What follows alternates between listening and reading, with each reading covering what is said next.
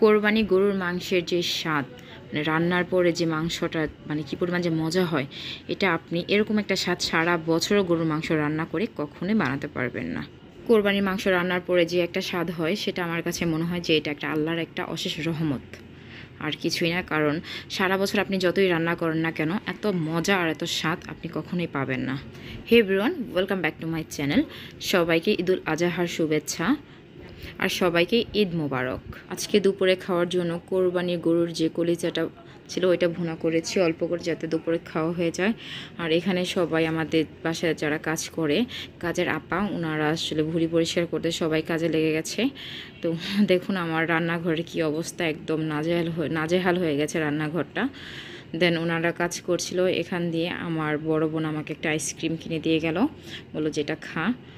দেন মানে সারাদিন আজকে খুবই কাজ ছিল, টুকটাক আসলে কোরবানি ঈদে কিন্তু সবাই টুকটাক অনেক বেশি কাজ থাকে। আর সারাদিন টুকটাক কাজ করার পরে বাসায় আজকে সন্ধ্যার দিকে গরুর মাংস রান্না হয়েছিল। আর কোরবানির গরুর যে স্বাদ, যে ঘ্রাণ আপনি রান্নার পরে পাবেন, সেটা আপনি সারা বছরে রান্না করলেও কিন্তু পাবেন না। আর কালারটা জাস্ট দেখেন, একদম অসাধারণ হয়েছে, জাস্ট একটু ঝালঝাল হয়েছে আর মাখো মাখো টাইপের হয়েছে। আসলে এত মজা লাগে আমার কোরবানির মাংস, আসলে কি বলবো। আপনারা হয়তো সারা বছর অনেক ধরনের মশলা দিয়ে গরুর মাংস রান্না করে থাকবেন, কিন্তু কোরবানির গরুর মাংসটা মানে জাস্ট অল্প একটু মশলা দিয়ে রান্না করার পরও কী পরিমাণ যে মজা হয় আসলে বলার বাহিরে। আসলে পানিও মনে হয় আমার দেওয়া লাগে না গরুর মাংসতে। কষানো যেভাবে হয়, কষাতে কষাতে মনে হয় মাংসটা একদম হয়ে যায়, মানে এত মজা লাগে আমার কাছে। আর এখানে রান্না শেষ করে মানে কষানোর পর জাস্ট অল্প একটু পানি দিয়েছি, দেখলাম যে মাংসগুলো একদম মোমের মতো গলে যাচ্ছে। দেন একদম ভুনা ভুনা করে নিয়ে নিলাম, আর সামান্য কিছু ভাত আর গরুর মাংসটা নিয়ে নিলাম খাওয়ার জন্য। আসলে কি যে মজা, মাংসগুলো এত পরিমাণ সফট হয়েছে, মানে ধরলে মনে হচ্ছিল যে বারবার মোমের মতো গলে যাচ্ছে। আর খেতে যে কি পরিমাণ স্বাদ, আপনি সারা বছর যতই গরুর মাংস রান্না করুন না কেন, মানে কোরবানির গরুর মাংসের মতো কখনোই হবে না। এটা আল্লাহ তাআলার একটা বিশেষ রহমত আর কি। আমরা চাই যে প্রত্যেকটা মানুষ কোরবানি দিক, বা যাদের উপর ফরজ না কোরবানি দেওয়া, তারাও যেন প্রত্যেকটা ঘরে ঘরে মুসলমানরা যেন কোরবানির গরুর মাংস খেতে পারে। এটাই আল্লাহর কাছে চাওয়া। আল্লাহ তাআলার কাছে অশেষ রহমত যে আল্লাহ কোরবানি দেওয়ার তৌফিক দান করেছে, কিছু গরিব মানুষকে খাওয়ানোর সুযোগ করে দিয়েছে, সাথে আমরাও খেয়েছি। আসলে আল্লাহর কাছে লাখ লাখ শুকরিয়া। প্রত্যেকটা মুসলমানই যাতে গরুর মাংস খেতে পারে, এটাই আল্লাহর কাছে আসলে চাওয়া।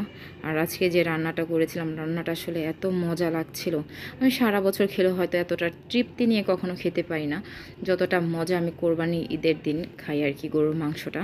এটাই আল্লাহর কাছে লাখ লাখ শুকরিয়া। জাস্ট এটা ওনার অশেষ রহমত, উনি সেই তৌফিক দানটা করেছে আমাকে। আর এতদিন তো আমার বাচ্চারা ছোট ছিল, মানে গরুর মাংস এভাবে খেতে পারিনি, কিন্তু এবার আলহামদুলিল্লাহ টুকটাক টুকটাক করে মুখে দিয়ে মাংস খেতে পেরেছে। আসলে আমার কাছে খুব ভালো লেগেছে। আসলে প্রত্যেকটা মাই কিন্তু এটাই চায় যে তার বাচ্চারা টুকটাক একটু মাংস বা ভাত এইসব টাইপের খাবার খাবে। কোরবানির ঈদ মানে খুব ব্যস্ততা। আসলে এত ব্যস্ত ছিলাম যে বাচ্চাদের একটু ভিডিও করব বা ড্রেস পরানোর পরে ওদেরকে যে ভিডিওগুলো ছিল সেগুলো ক্যাপচার করবো, আসলে ওইটুকু সময় পাইনি। খুবই ব্যস্ততার ভেতরে আসলে দিনটা কেটেছে। আর মনে হয় প্রত্যেকটা ঘরে যারা কোরবানি দেয় তাদের এই দিনটা হয়তো খুব ব্যস্ততার ভেতর দিয়ে কেটে যায়। সেজন্য আসলে বাচ্চাদের ওইভাবে ভিডিও আজকে করতে পারিনি, আর ওদের ড্রেসগুলো পরাতে পারিনি। যাই হোক, আমার বাচ্চারা টুকটাক যে গরুর মাংসটা খেতে পেরেছে, সেটাই আল্লাহর কাছে লাখ লাখ শুকরিয়া। আল্লাহ মানে প্রত্যেকটা মানুষকে এরকম মানে ভাবে শান্তিতে রাখুক, এটাই চাই। যে আর আমার বাচ্চাদের জন্য দোয়া করবেন। আর আমার ভিডিওগুলো যদি আপনাদের ভালো লাগে তাহলে কিন্তু অবশ্যই আমার চ্যানেলটা লাইক করতে হবে, কমেন্টস করতে হবে অ্যান্ড সাবস্ক্রাইব করতে হবে। আমার এই ছোট ছোট ভিডিওগুলো যদি আপনাদের ভালো লাগে তাহলে মানে আরও যদি দেখতে চান তাহলে অবশ্যই কমেন্টসে আমাকে জানাবেন। Thank you.